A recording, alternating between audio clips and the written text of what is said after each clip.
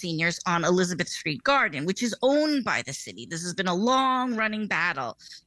The site is currently a garden. But over the summer, Adams killed that plan, killed a plan to build affordable housing for seniors on the site. Mamdani had said he would reverse that move by evicting the garden's operators and building the housing.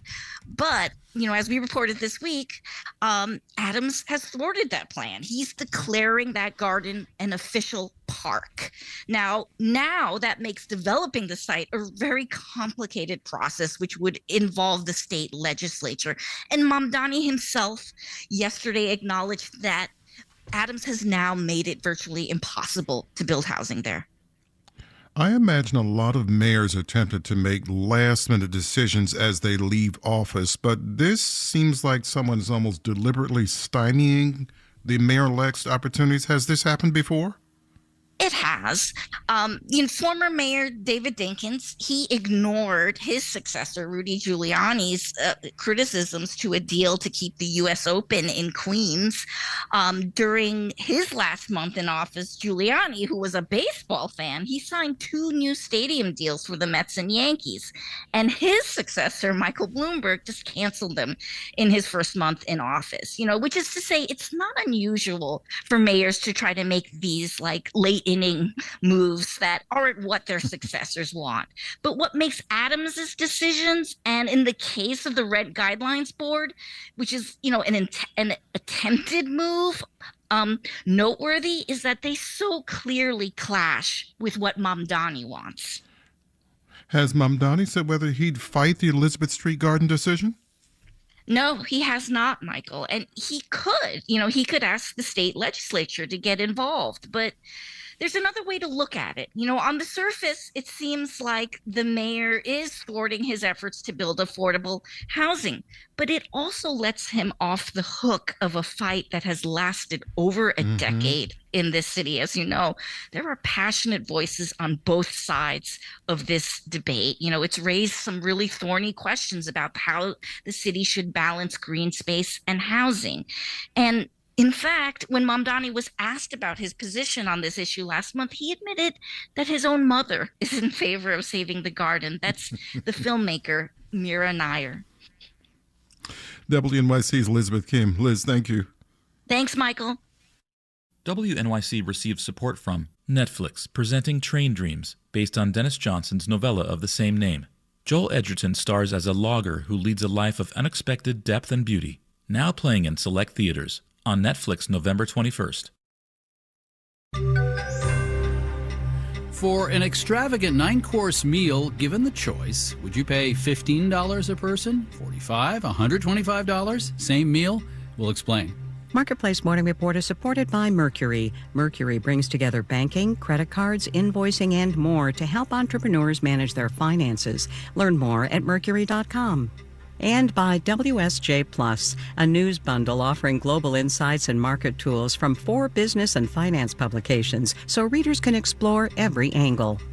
I'm David Brancaccio in Los Angeles. First, for a big company with a publicly traded stock, every quarter they tell you how they're doing. But for small businesses, there is no such requirement. So there are surveys. For instance, the National Federation of Independent Businesses Optimism Index fell in October to the lowest level since April. Marketplace's Mitchell Hartman reports. The small business majority, which primarily represents firms with 1 to 10 employees, reports optimism is low right now. Brian Pfeiffer is VP of Research. Business owners tend to be an optimistic bunch, but this year has been really challenging in terms of revenue declines and expense increases. Costs are up for tariffs on imported goods and health insurance premiums. Meanwhile, Pfeiffer is seeing a lot of headcount decreases among Hispanic-owned businesses, the impacts of immigration enforcement. A rosier view comes from a recent report from small business lender Cardiff, which finds company owners cautiously optimistic. Cardiff CEO William Stern says there is plenty of anxiety about inflation and tariffs. Still, a lot of firms are poised to grow. There's been a 25% increase by small business owners applying for capital, building a war chest. They're buying materials in bulk. They're doing more marketing. Ariel Voorhees in South Burlington, Vermont, has been growing her personal chef business called Gather Round. She hired her first employee this year. She says some of her customers are struggling in this economy. A personal chef is a luxury.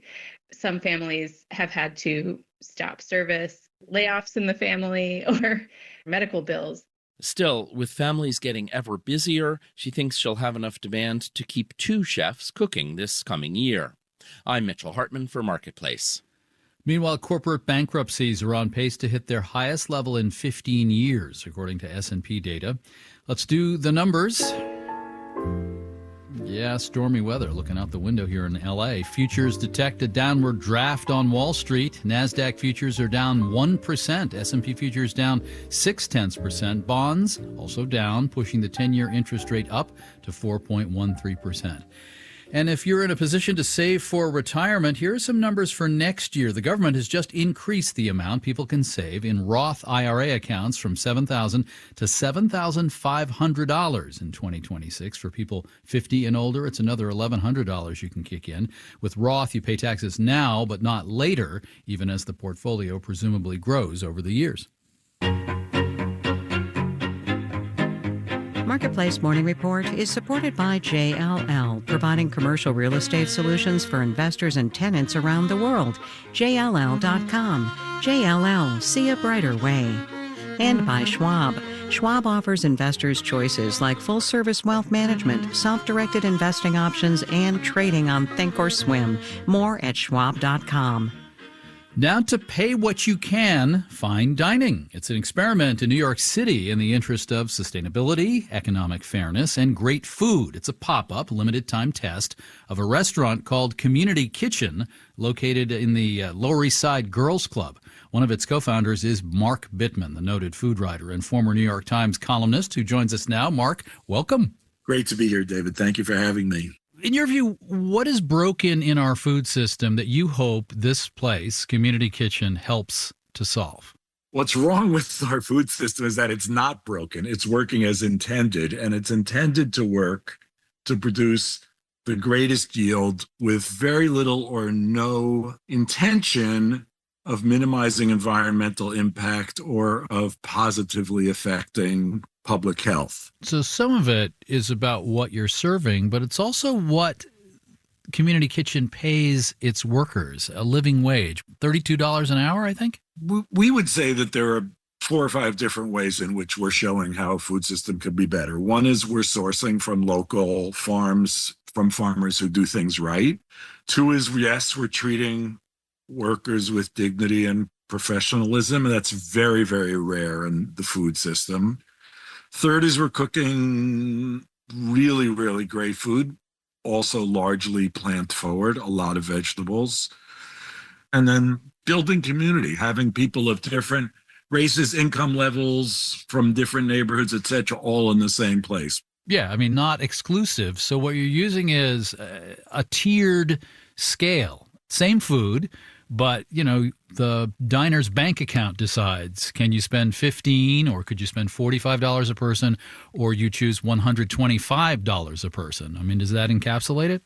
I've been thinking about this project and working on it for years, and I can tell you that the most brain power has gone into that sliding scale thing. And at the end of the day, we decided we're going to have these 3 income levels, and it's no questions asked. People are going to pay what they think they ought to pay, because that's the most dignified and honorable way to do this, we thought.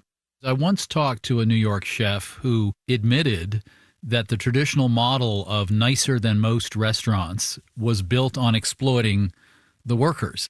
If diners are paying $200 or $300 a person, then there's a chance that restaurant is legitimately profitable. But if you're going to source good food and pay workers well, and especially if you're going to charge some people more or less than other people, then your restaurant can't possibly be profitable.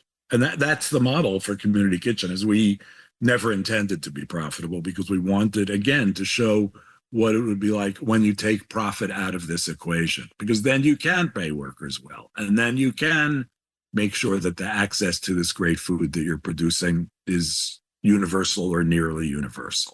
Mark Bittman, food writer and one of the co-founders of Community Kitchen, a new public restaurant in New York's East Village. Thank you very much. You're welcome, David. Thanks for having me. A pattern in our house is one of us cooking, the other enjoying, but asking, where'd you get the recipe? Very often the answer is that guy, 2 syllables, Bittman. Our executive producer is Nancy Fargali. Our digital team includes Antoinette Brock, Emily McCune, and Dylan Mietnin. Our engineers are Rachel Breeze and Tessa Block. In Los Angeles, I'm David Brancaccio. It's the Marketplace Morning Report. From APM, American Public Media. WNYC is supported by Moderna. Moderna's mNEXSpike COVID-19 vaccine, mRNA, is now available. More information about mNEXSpike is available from local pharmacists and medical providers.